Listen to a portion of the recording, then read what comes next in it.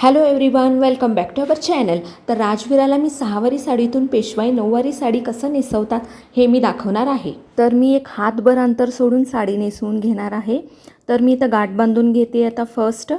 त्याच्यानंतर जे आपण एक हातभर साडी सोडली होती ना, ती हलक्या हाताने त्याच्या मी निऱ्या करून घेते आणि दोन्ही पायाच्या मधून मी ती साडी पाठीमागं घेते.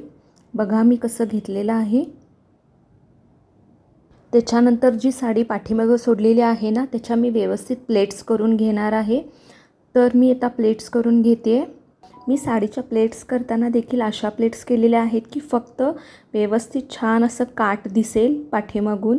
त्याच्यानंतर मी प्लेट्स व्यवस्थित मॅनेज करून घेते. त्याच्यानंतर जो जास्तीचा भाग उरलेला आहे ना, तो पाठीमागून खोचून घ्यायचा आहे. तिथल्या तिथंच नाही खोचायचं, पूर्ण खालीपर्यंत त्याला ओढून घ्यायचं आहे. त्याच्यामुळे पाठीमागून साडी फुगलेली वगैरे नाही दिसणार. बघा किती छान व्यवस्थित काठ दिसतोय पाठीमागून. लहान मुलांच्या मानानं सहावारी साडी खूप मोठी असते, त्याच्यामुळेच पहिल्यांदा आपण एक हातभर अंतर सोडून साडी नेसवून घेतलेली आहे. त्याच्यामुळे साडी थोडीशी शॉर्ट होईल. त्याच्यामुळे लहान मुलांना साडी नेसवताना खूप मदत होते. त्याच्यानंतर मी पदर पिनअप करून घेते. त्याच्यानंतर इथे सुद्धा मी सेमच फक्त काठ दिसतील अशा पद्धतीने मी प्लेट्स करून घेणार आहे. एकदम छोट्या छोट्या प्लेट्स करून घेणार आहे. तर त्याच्यानंतर मी प्लेट्स मॅनेज करून घेते व्यवस्थित. एकही प्लेट मिस होऊ देऊ नका, त्याच्यामुळे साडीचा पूर्ण लुक बिघडतो. तर त्याच्यानंतर मी राजवीराच्या हाईटनुसार तिला पाठीमागं आपण पदर सोडला ना, तर केवढा हाईटला तिच्या पाठीमागं पदर सोडावा लागतो अशा पद्धतीने मी पहिल्यांदा छोटीशी पिन लावून घेणार आहे प्लेट्स करून. तर गुडघ्याच्या थोडंसं खालीपर्यंत पदर आला पाहिजे अशा पद्धतीनं पिन लावून घेते मी एक छोटीशी. तर मी आता एक छोटीशी पिन लावून घेतलेली आहे. त्याच्यानंतर पिनअप केलेला जो पदर आहे ना, तो मी डावीकडून पाठीमागं घेते आणि उजवीकडून फोडून घेऊन मी त्याला व्यवस्थित पिनअप करून घेते. प्लेट्सला लावलेली पिन आहे ना, ती मी काढलेली आहे आणि ब्लाऊज सकट परत मी प्लेट्सला पिनअप करून घेते.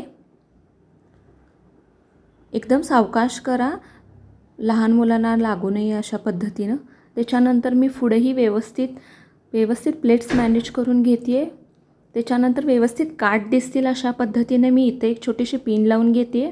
त्याच्यामुळे ना जी वरची काठाची प्लेट आहे ना, ती एका जागी व्यवस्थित छान बसते.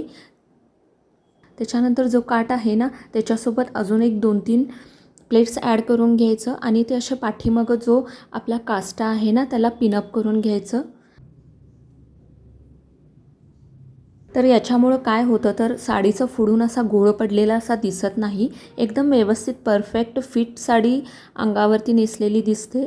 त्याच्यामुळे ही इम्पॉर्टंट स्टेप आहे. त्याच्यानंतर आता निऱ्या करून घ्यायच्या आहेत. त्यानंतर मी इथं कशा निऱ्या करते बघा. त्याच्यानंतर साडीचा उरलेला भाग आहे ना, त्याचा मध्य पकडून घ्यायचा. त्याच्यानंतर साडीचे 2 भाग आहेत ना, ते व्यवस्थित ओव्हरलॅप करून घ्यायचं. त्याच्यानंतर मी निऱ्या करून घेते बघा कसं. तर आता निऱ्या करून झालेल्या आहेत आणि निऱ्या आहेत ना, ते उजव्या पायाच्या वरती खोचून द्यायच्या आहेत. बघा उजव्या पायाच्या वरच्या बाजूला खोचून द्यायच्या आहेत त्या निऱ्या. लहान मुलांना साडी नेसवताना अशी चूज करा की ती एकदम सुती असेल आणि अंगाबरोबर बसणारी असेल. त्याच्यानंतर काय करायचं बघा, तर खालच्या जो निऱ्यांचा भाग आहे ना, त्याचा मधोमध टोक उचलून घ्यायचा आहे. त्याच्यानंतर ॲडजस्ट करायचं 2 काठ एकमेकांवरती येतील असं. त्याच्यानंतर थोड्याशा 2-3 प्लेट्स करून घ्यायच्या आहेत व्यवस्थित, फक्त काठ दिसेल अशा पद्धतीनं. त्याच्यानंतर प्लेट्स मॅनेज करून घेते आहे मी. दोन्हीही काठ एकमेकांवरती परफेक्ट ओव्हरलॅप झाले पाहिजेत आणि ज्या बाकीच्या प्लेट्स आहेत ना, त्याही व्यवस्थित दिसल्या पाहिजेत अशा पद्धतीनं मी राजवीराच्या हाईटनुसार मी ते व्यवस्थित मॅनेज करून खोचून देणार आहे. त्याच्यानंतर प्लेट्स खोचून देताना देखील मी अशा पद्धतीने खोचले आहेत की जास्त असं घोळ नाही होणार किंवा बोचक्यासारखं नाही दिसणार. त्याच्यानंतरच्या पदराच्या पुढच्या प्लेट्स केलेल्या आहेत ना, त्या व्यवस्थित एक लाईननं छान दिसण्यासाठी ना, आपण त्या पदरांच्या प्लेट्सला धरून आपण काष्ट्याच्या इथं पिन लावून घ्यायची आहे. त्याच्यामुळे पुढचं जो पदरांच्या प्लेट्स आहेत ना, त्या अजिबात हलणार नाहीत आणि छान व्यवस्थित परफेक्ट फिट अशी साडी नेसलेली दिसेल. असंही कंबरपट्टा लावण्याची आवश्यकता नाही आहे, तरीसुद्धा मी कंबरपट्टा लावून घेत आहे. कंबरपट्टा जरी नाही लावून घेतला तरीसुद्धा चालतो. त्याच्यानंतर मी गळ्यामध्ये एक छोटासा चोकर घालते आहे. त्याच्यानंतर मी एक छोटीशी मोत्यांची ज्वेलरी घालून घेते आहे परत. त्याच्यानंतर अजून एक सेट आहे माझा, तो मी घालून घेते आहे. मराठीमोळा लूक आहे ना, तो नथनीशिवाय कंप्लीट होत नाही. त्याच्यामुळे मी राजवीराच्या नाकामध्ये एक छानशी नथनी घालून घेते आहे, छोटीशी, तिच्या चेहऱ्याला सूट होईल अशी. अशा पद्धतीने मराठीमोळी लूक कंप्लीट झालेला आहे. तर कशी वाटते आमची राजवीरा? सहावारी साडीतून पेशवाई नऊवारी साडी नेसवून झालेली आहे. जर तुम्हाला आमचा हा व्हिडिओ आवडला असेल तर लाईक करा, शेअर करा आणि सबस्क्राईब करा आणि बेल आयकॉनवरती क्लिक करा, म्हणजे तुम्हाला आमच्या पुढच्या व्हिडिओच्या नोटिफिकेशन्स